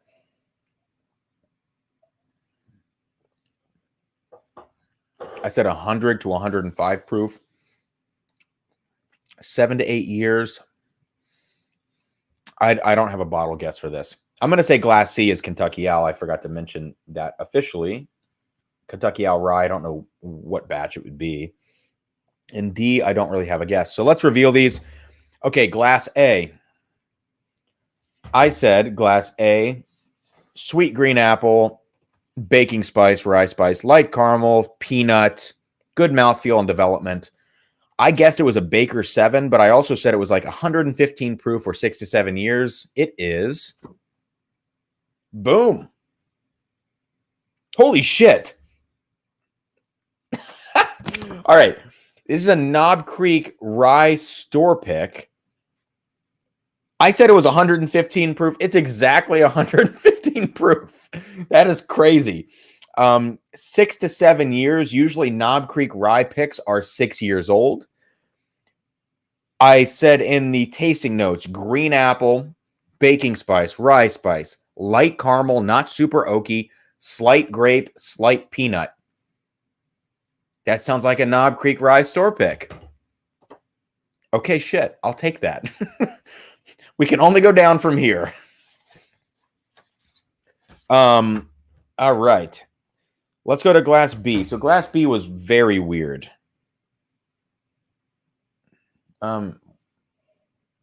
Yeah, sorry. There we go. All right, glass B. This was that weird maple syrup thing. I'm smelling the empty glass. It almost smells like peated scotch for some reason. I think my nose just broke. Anyways, I said maple syrup, baking spice, between 95 and 98 proof, lower proof than glass A, sweet, breakfasty, a slight grape note. Let's see what's in glass B. Really? Pikesville rye. Pikesville rye. All right. I can see it. The maple syrup. I remember. Well, no, I thought that was glass. I thought glass D was almost like a barely legal rye. So, I should mention my final order, which I never actually said here. My final order was CBDA. Okay. So, for what it's worth, CBDA was my final order. I forgot to mention that. So we'll see how this all turns out with that in mind. CBDA. All right, so glass C, I said, I thought this might be a Kentucky Owl Rye. I don't know much about them. I've just sampled them from time to time. I said it felt like a 10-year to me. It had a lot of great spearmint characters, but also really nice dark fruit, a good oak profile at the bottom, around 57% ABV. Let's see what we got. Holy shit! Oh my God.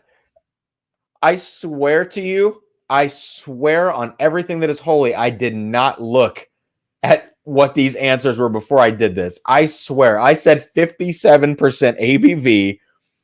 I don't know how old Kentucky Owl Batch 3 is, but I said it was a Kentucky Owl Rye. 10 years. I don't know if that's how old those things are because I've only ever had samples. Okay. All right. Let me check the chat, guys. Batch 3 is 10 years. I don't even know, man. So that was my favorite of the bunch, was Glass C. That is crazy. What's up? Greetings from Lexington. Just up 71 from you. Yeah, totally. Edward says Canvas on fire.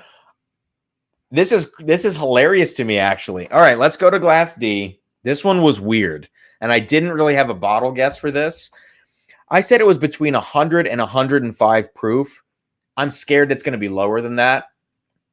I said 7 to 8 years, and this is the one that had a slightly soapy feel, but still felt like almost like a barely legal rye to me. And yeah, again, I didn't have a guess for this. I wouldn't know what to call it. So let's see what Glass D is. Oh, Pinhook Straight Rye. What does that say? Humor Crop 2018. So Pinhook Rye, 57% ABV. I said between 100 and 105. This is 114, so I was pretty off on the proof. I said 7 to 8 years. If it's Pinhook, there's no way it's that old. It's got to be maybe 4 to 5 years old, I would assume. But let me look that bottle up real quick. Pinhook Rye 2018.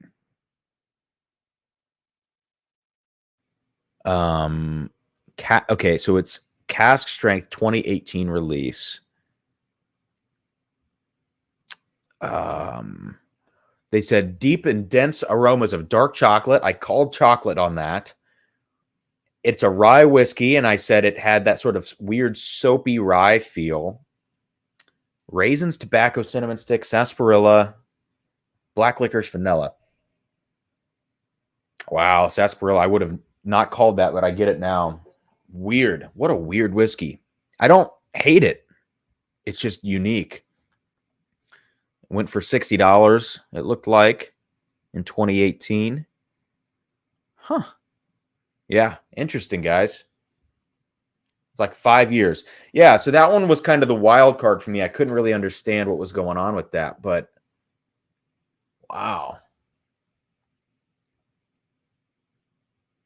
Interesting. Okay, so how did I do overall? I guess so. The first one I called the Knob Creek. Oh Jesus! Dropped my phone. Hang on. So Knob Creek was the single barrel rye. I called the proof. I called the age. I called the tasting notes, but the bottle. Well, I said Baker's 7, so I called a Knob Creek product, but I kind of went against myself in terms of proof on that. But damn close. B. Felt maple syrup finished. That's because I just got a maple syrup finished Starlight pick, which is amazing, and that's kind of in my brain. But it was Pikesville rye, so I got some of the tasting notes right. I said 6 years old. I got the age right, but the proof I was way off. I said 95 to 98. It's 110. Yeah, that's okay. Number 3, I called Kentucky Owl rye. I called the proof exactly. I called the age exactly, so I'll give myself that. I just didn't call the batch. And D, I was off by a few years, off by 5% ABV on this pinhook. So I will take that as a success. I think that was a really good blind. My favorite of the bunch, again, my order was Kentucky Owl, Pikesville, and then the pinhook, and the Knob Creek came last only because the Knob Creek had too much peanut, and that's very subjective for me. I don't like peanuts. This Knob Creek pick, which I started my night with here it is. It's an old school pick, Prov's Knob. If you guys know Prov's Picks, the group, I started my night off with this. This has 0 peanuts in it, and it's an incredible Knob Creek pick. So it's kind of ironic that one of these showed up in that flight. Peter says 3 to 5 years and 18s. Yeah, so I was way off. That it had an unusual amount of dark chocolate for being that young. I'll be honest with you. Yeah, Pikesville's great. David, I understand, man. The having tried some samples of the Kentucky Owl stuff, it is unfortunately worth the money. I mean, well, what is it? Those are 200. Yeah, because the bourbon is 300. 200 for the rye, I get. If it was 300, I wouldn't go for it. But next time I see Kentucky Owl on a shelf, I'm going to buy one at $200 because they're really good. They're just good. Thank you, Jay. And Alec, thank you so much for jumping in, man. I appreciate it. Appreciate your sub, hanging out and you know, kicking it in the chat. Yeah, hope to see you again soon. Hope to see you again soon. Al is 300 in Oregon. If it's the rye, that's tough. I've never had any of the bourbons, so I can't speak to those. But Pinhook has a floral fruitiness that I don't enjoy. Yeah, I guess this might have some of that. To me, that's almost like the soapiness I was talking about. Yeah, Dave, dude, thank you so much. Thank you for the great flight. The Kentucky Owl obviously is incredible. Pikesville, I love. And you introduced me to the Pinhook. Yeah, and the Knob Creek, the peanuts is the only reason that one was that low, you know, on the list. But man, thank you so much, Dave. And I've got your 2 quick sips of your George T. Stagg and your 1792. Those are coming out over the next 2 weeks. So keep a lookout for those. Peter, you're totally right. Totally right. All right, so I'm going to end my night the way I began with this Knob Creek store pick that I was talking about. Those picks can vary quite a bit. Let me make sure I'm good on the chat. Looks like you're starting to feel it. Yeah, I'm starting to feel it a little bit, Stanley. Is it my demeanor? What is it? My eyes, my demeanor, my speech? The youngest is 10 years. Right, in the Kentucky Owl. Man, I feel really good about that flight. Now, it's not going to be, I can guarantee it's not going to be like that when Matt Porter sends me the stuff for the first round of his competition. That's probably going to be a mess. The last time he sent, what was it? Old Forester Birthday Bourbon 2012, Smoke Wagon Desert Jewel. He sent me a gin finished High West double rye. And then there were 2 others on that list. Like, it was the craziest flight. Oh, some Old Fits 15 maybe, and something else.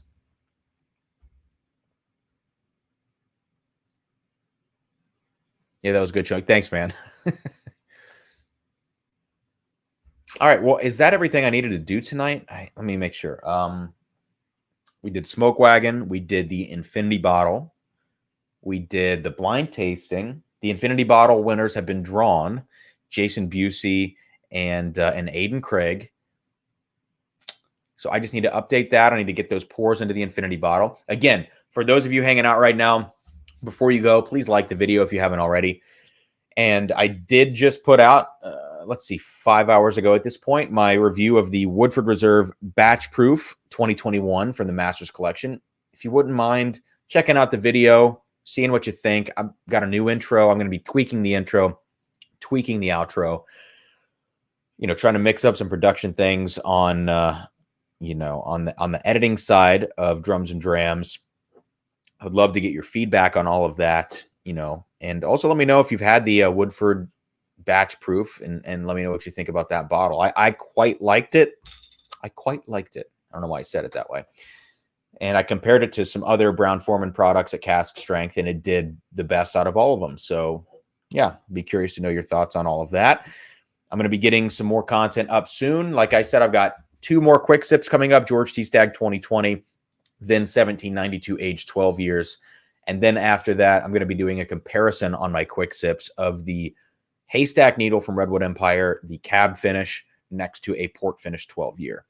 And then in terms of full reviews, I've got the Chattanooga Rye coming up and the Penelope Barrel Strength Batch number 6. So that's what I've got going. Cheers to all of you. I'm going to jump off here. It's about 10 p.m. I think Clifton should be coming on right about now. So if he's going live tonight, go check out Clifton at Bourbon Bites. Thank you all so much for hanging out. It was a lot of fun. It was a long stream. I kind of like the 2-hour streams, if I'm being honest with you. Seeing people come and go is fine, but I like having time to really dive into things and not feeling rushed into 1 hour before other people go on. So I might start doing more, 90-minute streams or something like that, trying to find a middle ground between that. But cheers to all of you. I'm going to bounce out of here. Thank you, and I will see you next time. Adios.